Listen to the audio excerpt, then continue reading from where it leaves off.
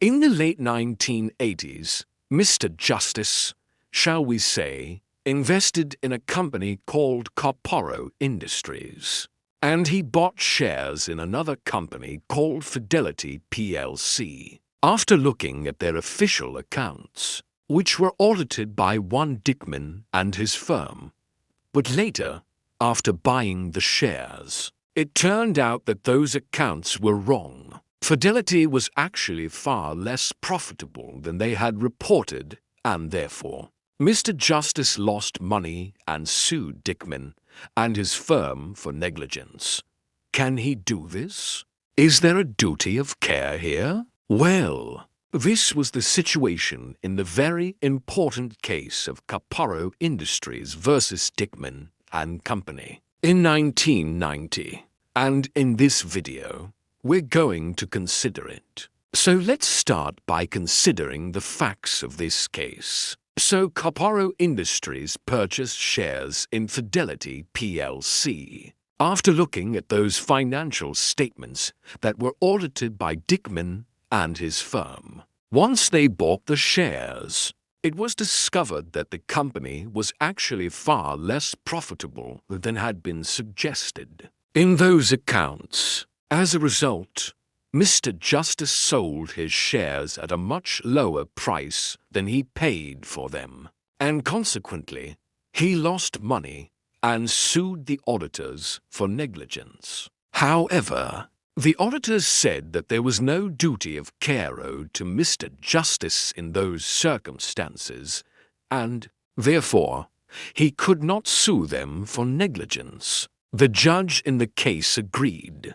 He said that the auditors only owe a duty of care to their client. That is the company itself, not to any other person.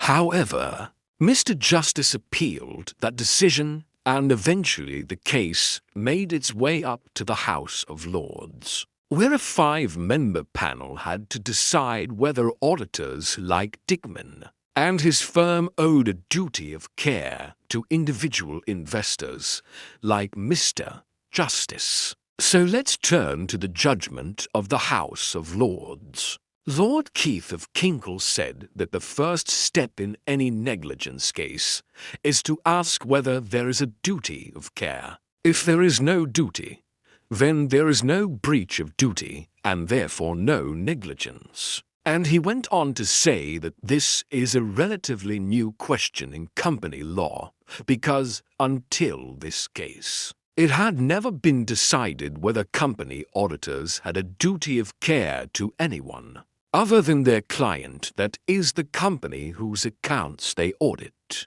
He went on to say that the most common situation might arise where a third party, that is, someone other than the company and its shareholders, buys shares in that company after seeing the audited accounts.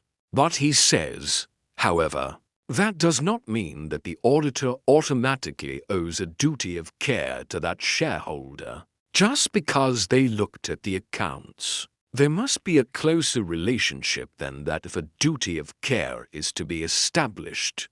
So in this case, he says, the company's accounts are prepared for the shareholders as a whole, and it would be strange if the auditor was liable to every shareholder who ever read the accounts.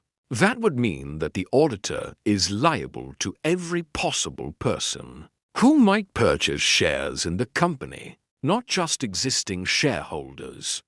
He says that cannot be right. It would impose an unmanageable and unreasonable burden on the auditors. So what did the court do? Well, in order to decide this case, they created what is now known as the 3-part test for establishing duty of care, and they said that the first part is foreseeability. That is, it must be reasonably foreseeable that the person you are dealing with might suffer damage. In this case, it was reasonably foreseeable that shareholders might buy or sell shares in the company after looking at the accounts, so that part was satisfied. Secondly, there must be a sufficiently close relationship between the parties. Here, even though the accounts were addressed to the shareholders of the company as a whole, it was not sufficiently close because the shareholders are too numerous, and it is too much to expect the auditors to have that kind of relationship with every single shareholder. Thirdly, it must be fair, just, and reasonable to impose a duty of care on the auditors. In this case, the House of Lords said it would be unfair, unjust, and unreasonable to impose liability on the auditors for every possible person who might read the accounts and subsequently buy or sell shares in the company. Therefore, on the facts of this case, there was no duty of care owed by the auditors to the shareholders as individuals. So the auditors were only liable to their client. That is the company and the shareholders as a whole, not individual shareholders like Mr. Justice in this case. So, in conclusion, the House of Lords held that auditors do not owe a duty of care to the public at large, or to potential investors in general. Rather, the duty is limited to the company and its shareholders as a collective. So moving forward, whenever you are faced with a problem question about duty of care, ask yourself these 3 questions. Is it foreseeable that the person you are dealing with might suffer damage? Is there a sufficiently close relationship between the parties? And is it fair, just, and reasonable to impose a duty of care on the defendant? If you can answer yes to all of those questions, then there is likely to be a duty of care. But if you can answer no to any of those questions, then there is likely not to be a duty of care. This is your tutor for case laws.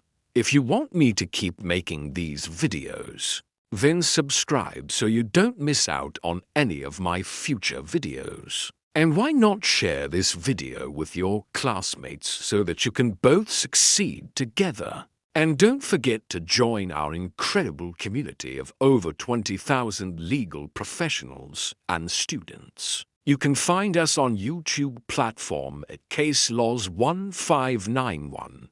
Go there and join us straight away. Thank you so much for watching, and I very much hope to see you in one of my other videos.